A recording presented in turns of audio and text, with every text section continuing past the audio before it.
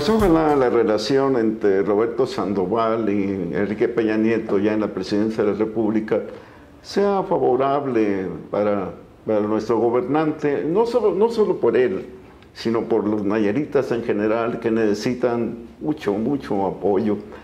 Pero, ¿qué te parece, licenciado, que de repente Roberto Sandoval dice que no va a mirar hacia atrás en el tema de la deuda pública que por 7,000 millones de pesos que le dejó Ney González? Es decir, está tapando la situación esta. ¿Cómo ves tú esa actitud? Bueno, yo creo que debemos considerar que aparentemente muchas decisiones importantes el gobernador Roberto Sandoval las ha estado posponiendo hasta la asunción de Enrique Peña Nieto a la presidencia de la República.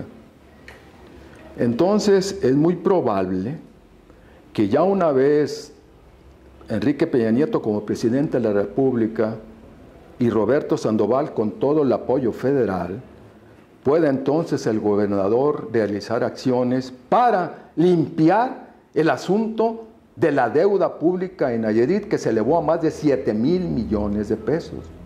Aquí hay que abrir un paréntesis. Resulta que el asunto de las deudas públicas en los estados ya se convirtió en el cáncer de la hacienda pública. Ahorita la mayoría de los estados ya tienen el problema del incremento irresponsable y vertiginoso de la deuda pública. Por ejemplo, un gobernador perredista, Leonel Godoy, dejó una enorme deuda pública y un quebranto financiero al gobierno del estado de Michoacán. El actual gobernador Fausto Vallejo está denunciando el terrible quebranto financiero de su gobierno y la elevación de la deuda pública a niveles estratosféricos. Y fue también el caso de Coahuila en el gobierno de Humberto Moreira. Y el presidente municipal que acaba de entrar en Acapulco también se está quejando de que el principal problema es la enorme deuda pública que le dejó el presidente municipal anterior. Entonces, retomando el tema, yo creo que, como lo dije ya, Roberto Sandoval debe de continuar limpiando el aspecto de la deuda pública, pero no solamente el aspecto de la deuda pública en cuanto a la cantidad del empréstito, sino en qué se invirtió esa enorme cantidad de recurso público contratado vía el empréstito. ¿En qué se gastó? Eso es un aspecto que no se le ha dado la importancia debida, porque ahí también debe estar escondido una enorme cantidad de ilícitos.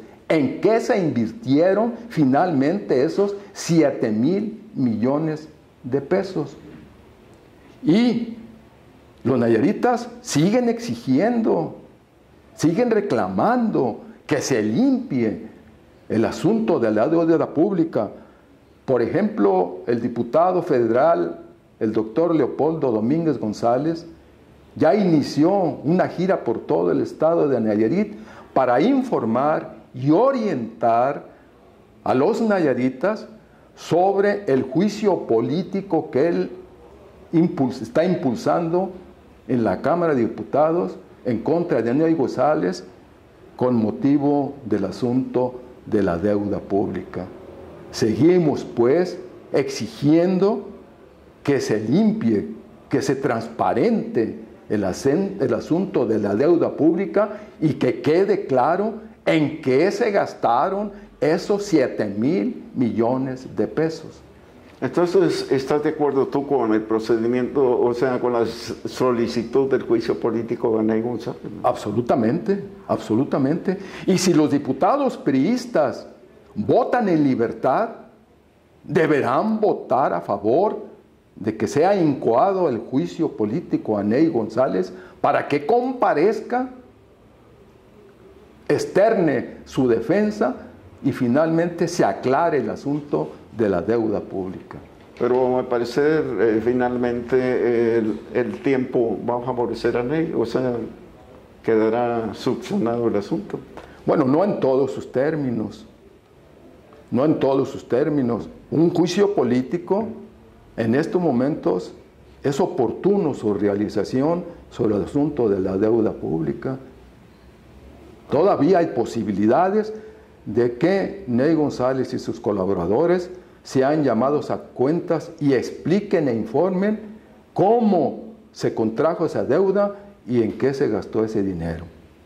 Entonces, licenciado, finalmente, una especie de conclusión. ¿Qué hacer? ¿Cómo hacerle para que Nayarit salga del subdesarrollo? La medida más importante para enfrentar el subdesarrollo debe ser que el gobierno que encabeza Roberto Sandoval impulse en Nayarit una profunda reforma. Nayarit está urgido de una profunda reforma institucional, una profunda reforma política, una profunda reforma educativa y una profunda reforma cultural. Una reforma que coloque en estos momentos, antes que otra cosa, en el centro de las preocupaciones de todos, las necesidades de la población de Nayarit, la necesidad del empleo, la necesidad del combate a la pobreza, la necesidad del combate a la desigualdad. Una reforma que tenga como ejes naturalmente el desarrollo económico, una mejor educación al quitarle al proceso educativo el control caciquil. Se necesita un cambio del régimen político local. Se necesita enfrentar directamente el combate a la corrupción en todos los ámbitos y en todos los órdenes de gobierno.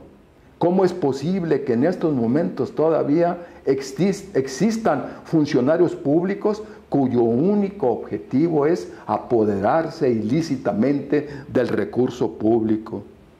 Tenemos que seguir poniendo atención al fortalecimiento de la seguridad pública, que ha tenido grandes avances. Tenemos que también colocar como una prioridad fundamental la protección a nuestro medio ambiente, que contra lo que se dice, la verdad es que está siendo agredido y está siendo lastimado severamente, sobre todo con proyectos turísticos que están comprometiendo la riqueza ecológica de Nayarit. Y finalmente, poner realmente en el centro de las preocupaciones, crear oportunidades reales para los jóvenes y las mujeres de Nayarit. Muy bien, licenciado, agradezco mucho tu participación, como siempre, con tus opiniones muy acertadas.